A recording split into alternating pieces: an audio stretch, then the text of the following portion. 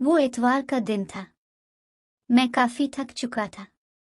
बच्चों से खेल कूद फिर शाम में पिकनिक पर गया। सारा दिन मसरूफियत की वजह से थक कर चूर हो चुका था। बच्चे और बीवी बाहर लॉन में टीवी देखने बैठ गए। मैं जल्दी से सोने चला गया। सोते ही मुझे इस दिन अजीब सी नींद आ रही थी, जिसमें थकावट और हिलने की जान नहीं थी। आंख न बंद थी न खुल पा रही थी। दिमाग पर अजीब से वजन महसूस हो रहा था। आंखों के सामने काली धुंध छाने लगी थी। कानों में अजीब सा शोर हो रहा था। पांव दर्द करने लगे थे, जैसे खून बाहर निकलने की कोशिश कर रहा हो। इतने में आंखों के सामने मुकम्मल अंधेरा छा गया, जैसे आहिस्ता से मेरे जिस्म से जान निकल रही हो। मेरी आंखें बंद थीं, फिर भी मुझे वो नज़ारे दिखाई देने लगे थे। न चाहते भी दिमाग में माजी के पिछले किए गुनाह याद आ रहे थे। जैसे कोई भिखारी बच्चा मुझसे भीख मांगने आया और मैंने इसे गा देकर हटा दिया। लड़कियों की मजबूरी का फायदा उठाकर उनसे किए गुनाहों की याद मुझे ऐसे लग रहा था जैसे मेरे किए सारे गुनाह किसी मूवी की तरह मेरे सामने चल रहे थे। मैं जागने की कोशिश कर रहा था, पर मेरे जिस्म में जर्रा से हिलने की ताकत न बची थी, जैसे एक खोखुल्ली लाश किसी नहर में तैर रही हो। मेरे कानों में अजान की आवाज़ गूंज रही थी और इस दौरान मेरे हंसने और बातचीत की याद, नमाज पर जान बोझ कर न जाना, उन सब यादों से एक खौफ तारी होने लगा था। फिर कुछ लम्हों बाद मुझे काले लिबास में एक शख्स दिखाई देने लगा और मुझसे कहने लगा, मैं मुल्क अल मौत हूँ।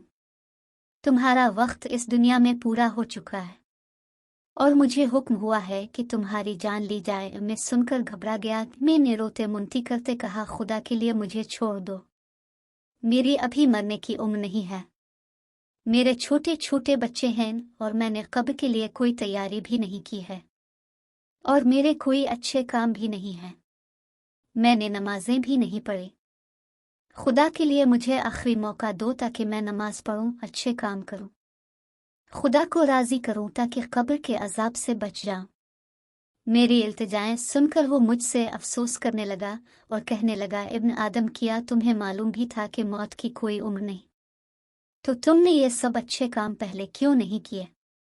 तुम दुनिया में जिस काम के लिए आए थे वो तुम भूल गए, और जिन्हों के लिए तुमने दुनिया में काम किया तो वो आज तेरे सब कहाँ हैं? अफसोस, तुमने सारी जिंदगी बड़े बड़े वास्ते बनाने में गुजार दी, वो भी आज तुम्हें मौत से नहीं बचा सकते, क्योंकि खुदा की तरफ से तुम्हारी जान लेने का हुक्म हुआ है, जिसे कोई भी टाल नहीं सकता।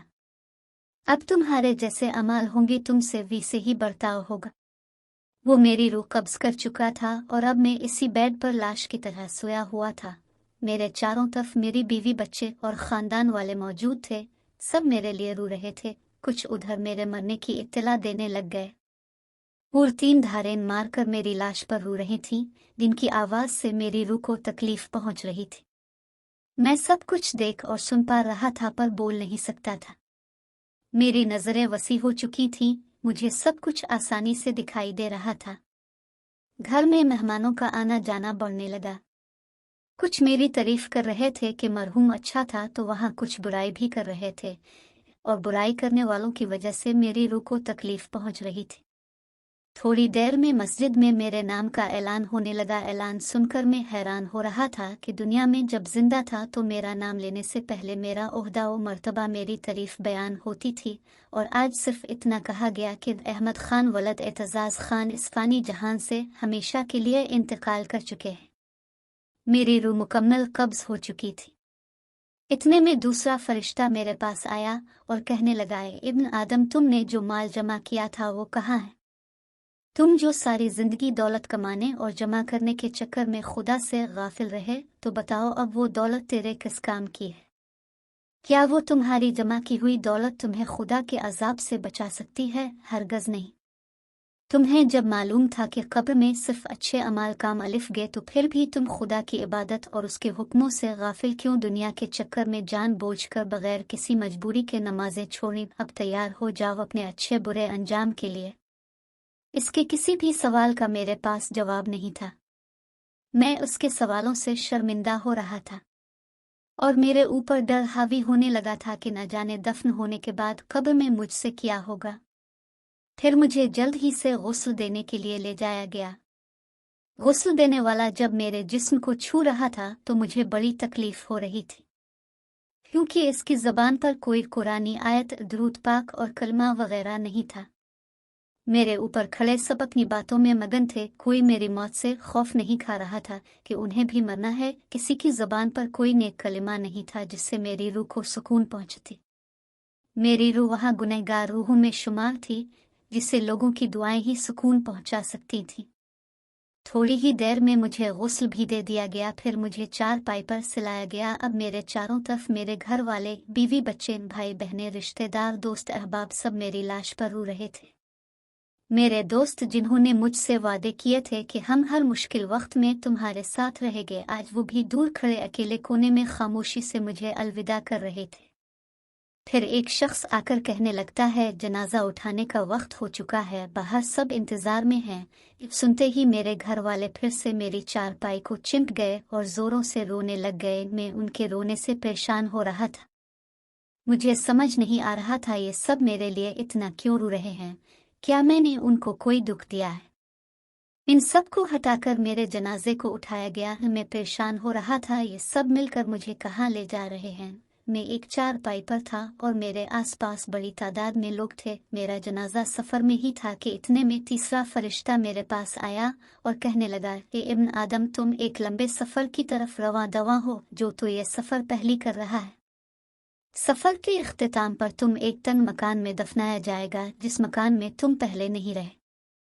और अगर तुम्हारे अमाल अच्छे होंगे तो वो तंग मकान तुम्हें तंग नहीं लगेगा, और अगर तेरे अमाल अच्छे नहीं होंगे तो वो तंग मकान मजीद तुम तंग लगेगा, क्योंकि सब अपने अमाल से ही इस मकान को कुशादा और तंग करते हैं। तुम्हें पहली बार इस तंग मकान में रखा जाएगा और तुम्हारी हमेशा की जिंदगी क़यामत तक इसी मकान में गुजरेगी। इतने में वो गायब हो गया और मुझे परेशानी हो रही कि न जाने मुझे वो मकान कैसे मिलेगा, तंग कुशादा।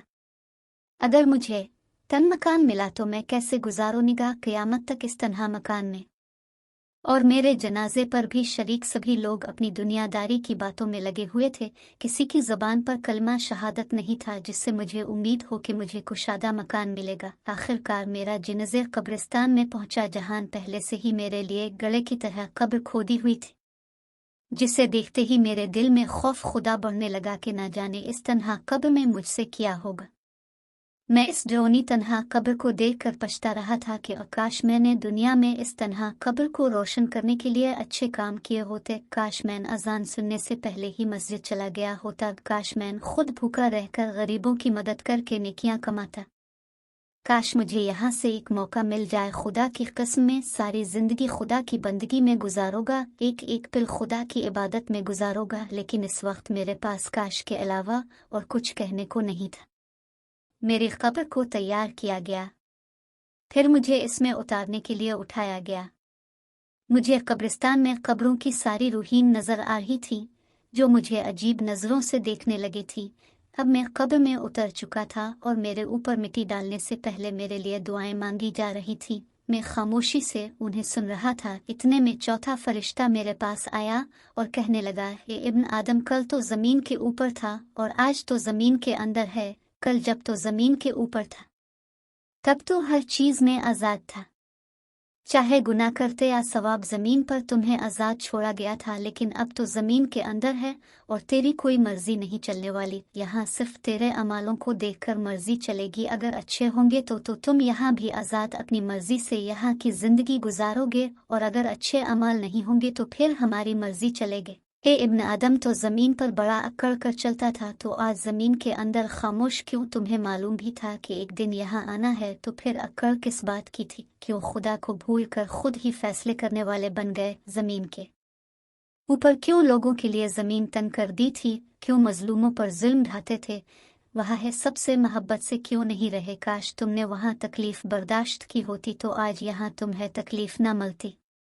वहाँ तुमने अगर मदद की होती तो यहाँ भी तेरी मदद होती। तुमने वहाँ रहम किया होता तो यहाँ भी तुम पर रहम होता। वहाँ है तुमने मुआफ़ किया होता तो यहाँ भी तुम्हें मुआफ़ किया जाता है। क्या तुम भूल चुके थे कि खुदा की मर्जी से यहाँ भी तुम्हें आना है? इसके कड़े सवालों से मजीद मेरी रूह को खौफ होने लगा था।